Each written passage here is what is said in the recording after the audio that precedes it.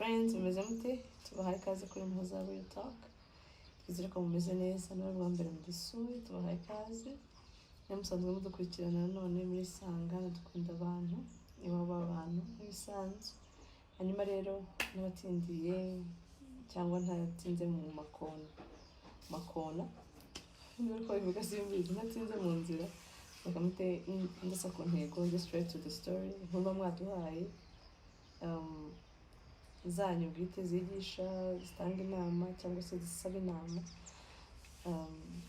Byiza cyane ko mutamwifuza kugaragara, mudashaka gukiranza amasura yanyu, mudashaka kuba involved ku mpamvu zanyu bwite, tubyubaha.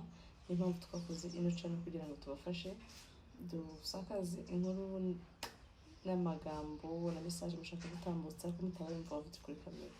Bifuza kuza you must welcome, ariko inyinshi ufite n'iziri pending. Nsabye imbabazi cyane ku bantu bose yagize ntambukiriza inkuru, nabaye busy pe birenze uko nabisobanura, ariko ndiye kuzajya ngerageza nzibahe kenshi gashoboka. Ego hanyuma rero let's move forward. Ubwire inkuru uno munsi yatanzwe n'umumama. Turagushimira ko warize Muhoza Real Talk ukadusangiza inkuru ubuzima bwawe. Ntago byoroshye ariko kandi iyo mubikoze bidukora ku mutima kandi bikadushimisha. So turagushimira uti byagenze bite. Twayihawe n'umumama, turamushimira umubyeyi mwiza watwizeye ko dusangiza inkuru ubuzima bwawe. Ntabwo dufata ibyo ngibyo for granted kuko turabizi ko ari benshi batagirirwa amahirwe yo kwizerwa nk'uko mubikora. Rero reka tuvuge inkuru yanyu, baza kubyumva bahe inama, ariko please mbere ko judging abantu mu nkuru zirangize nurangiza usange honest opinion yawe, yaba nziza yaba mbi yarabizi. Hari abantu bamwe batababwira ati wizere yuko uri bubone comment nziza cyangwa izo ubona zose uzakira. Hanyuma rero reka dukomeze. Uyu mama ni umumama ufite abana 5 yabyaye. So muri abana 5 be yabanaga n'umugabo we, babaga mu bihugu byo muri Afrika, hanyuma baza kwerekeza mu bihugu byo hanze. N'andi magambo bamaze kugera hanze, umugore abantu n'umugabo n'abana be, ariko nyine akaba akantu ko kutuzuzanya hagati y'umugore n'umugabo. Umubano ntabwo ari mwiza. Ati muri uko kutagira umubano mwiza, abana banjye baba victim y'ibiri kuba nkabona nyine abana banjye barimo barababara. Atari ko ko umugabo wanjye ntabwo yanyitagaho, yabaga agiye mu kazi, ntambwira amagambo meza, ntanitegereje. Maze kubyumva inshuro nyinshi. Abantu hanze bashaka amagambo meza, guys mubwire abantu amagambo meza mufite yose, mubwire abantu banyu bagihari, kuko abantu bari complaininga cyane bavuga ko nta magambo meza bumva. So hanyuma rero arangije ati haza kuza umugabo wundi nawe w'umunyafrika, ariko utava iwacu nyine, utava badaturuka mu gihugu kimwe, ariko umunyafrika. Arangije araza amukunda, ambwira ati uri mwiza pe, umva uri mwiza, uhumura neza. Ambwira ati rwose nta kintu cyiza nzi nkawe. So uyu rero byaramushimishije, yumva baye very interested. Avuga se ko abandi bari kumbwira ko ndi mwiza, kubera iki uyu nguyu we twashakanye ntabyo abona, nta n'umwanya abona ko yakwicara ngo asokane basambwe n'akajambo keze. Yego turi busy mu bihugu by'imahanga gukora, ubiza arabizi ukuntu ubuzima bwifashe. Atari ko basi ndashaka niyo weekend once a month asokane nawe anganiriza. Ariko umugabo atubigira aje kujya kaza kama message keza, akamubwira ati mwiza mana yanjye. Ndangije ati ndagenda mwimva muriza neza, umutima wanjye arawutwara. Umutima w'umugabo uragenda. Umugabo asigaye anyikoza nkamubwira ati ntunjagaraze. Mu yandi magambo abandi undi yamuvugisha agatamva ntagomba guhitaje. Ati tangiye kujya muri relationship. Iyo relationship yabo bakoze yamaze igihe bavugana, batemberana, igihe cyo ku kazi muri break umugabo akaza akamureba ngiye atakoze, ngo muri weekend afite abana bamwe bakuru babasha kurera abandi. Umugabo yagiye muri shift, umugore akisokana na wa wundi nciye akarongo yari mu divorce, nawe yarashatse abivamo. Bivuze yuko azi urugo kandi rwo hanze, azi imiruho ibamo, azi sacrifice agomba gukora, azi mbega nyine n'umuntu byumva waye mu garuvamo. Asi yambwira kanga ati bugira stress nanjye naruvuyemo. Ibi ntago wazabivamo, izi stress zinanga. Niba ubona nta n'ikintu umugabo kumari ko nako ari ngikunze, wamutaye ukaza tukibanira ko ngiye ngukunda. Bitangira gutyo. Saga rero ahantu yavuye, umugore yabeshye umugabo ati ngiye ahantu muri state aturagiye ati okay ngiye mu bintu by'akazi nzamarayo iminsi mike nzagaruka. Umugabo hamagara uba irazimuvana mu rugo, uba atabizi ni nka taxi, nko hamagara taxi hano niko bavuga mu Rwanda, cyangwa se ntimbege kunazita move bino bo rero ni uba bakoresha kenshi no muri Kenya n'abantu bakoresha uba. So ahamagara uba iraza itwara umugabo kuri airport, baramuseza ati sawa bye, agira ngo aragiye. Kumva umugabo wa muntu amubwiraga story, afite umushuti we wamucongeraga amubwiraga story nyine zikuzi bigenda biba kuri muri weekend umugore asohoka, umushuti asigara amucongera. Umugabo ageze imbere ava muri ya modoka, umushuti we aramufata aragenda ajya gutegamira ahantu nyine bategereje ko umugore aza kugwa mu cyaha. Ati nkuko wagira gutya, umugore se abwira abana ati muguma aho ngaho rero turaza kuza kuvugana ngiye mu kazi. Ahita asohoka ajya muri yanze wa mugabo. Atageze hanze aramuhobera, amuha n'agakisi ko kwitama ati you welcome home babe, bya bindi byose. Arinjira mu rugo, umugabo arimo aramurira mu modoka. Arangije agenda yigumira, umugabo arendukira ajya mu rugo agumana n'abana. Umugore yamuhamagara avuga ati umeze gute, avuga ati meze neza, ati nta kibazo wana biragenda.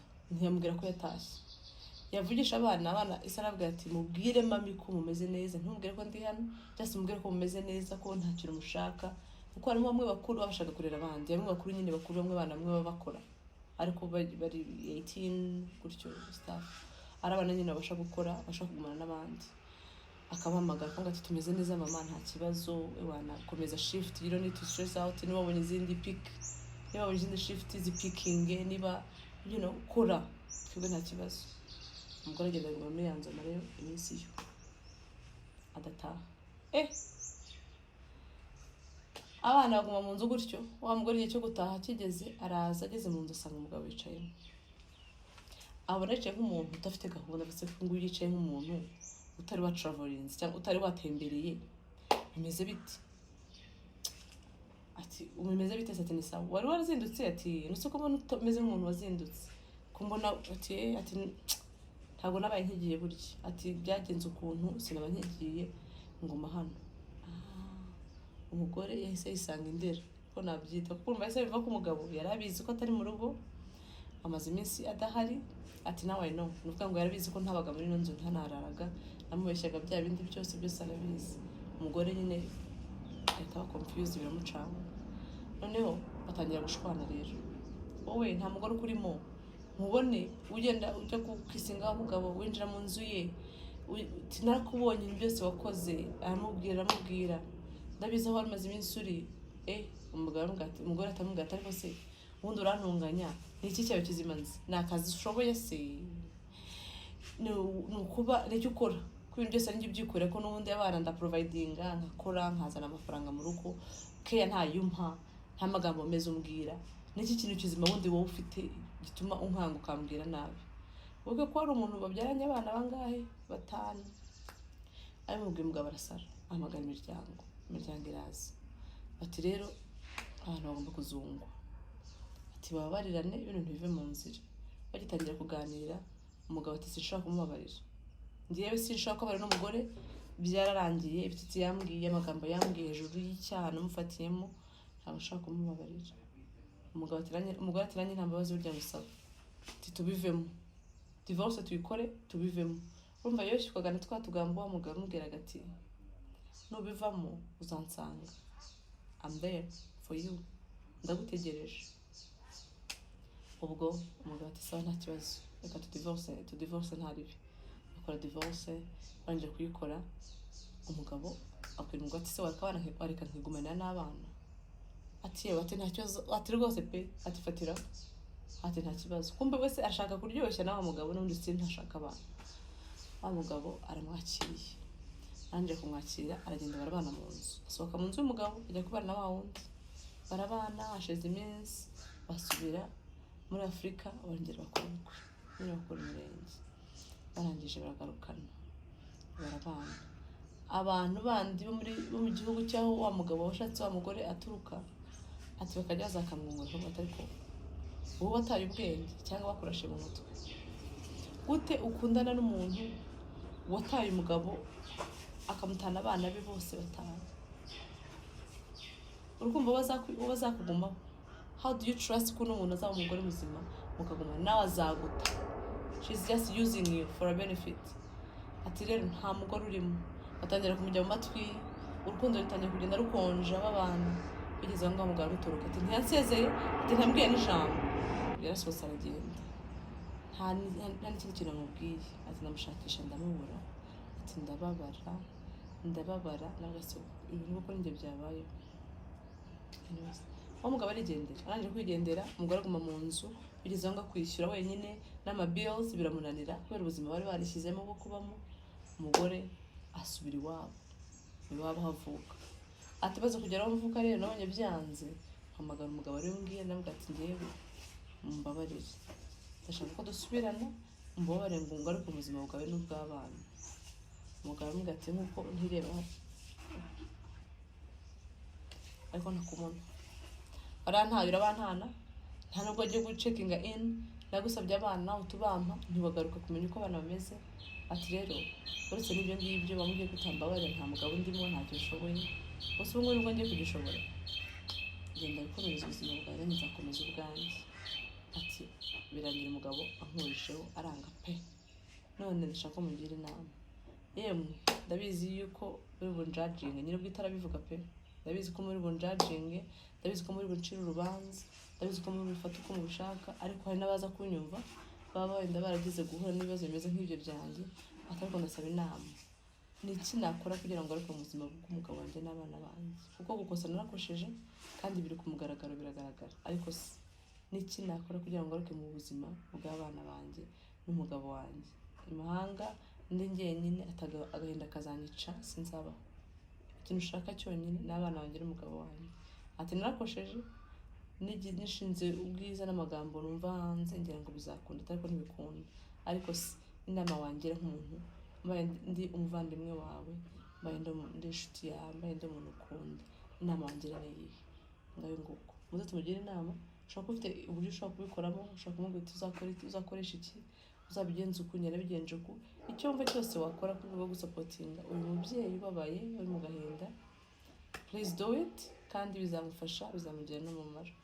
Murakoze cyane, nyagasani abarinde, ndabakunda, muhirwe mugire amahoro y'Imana. Mwarakoze kulikinga, gusharinga, gusubscribinga, kuricinga out, abantu mwagiye munyandikira ati ko watinze ko twakuze.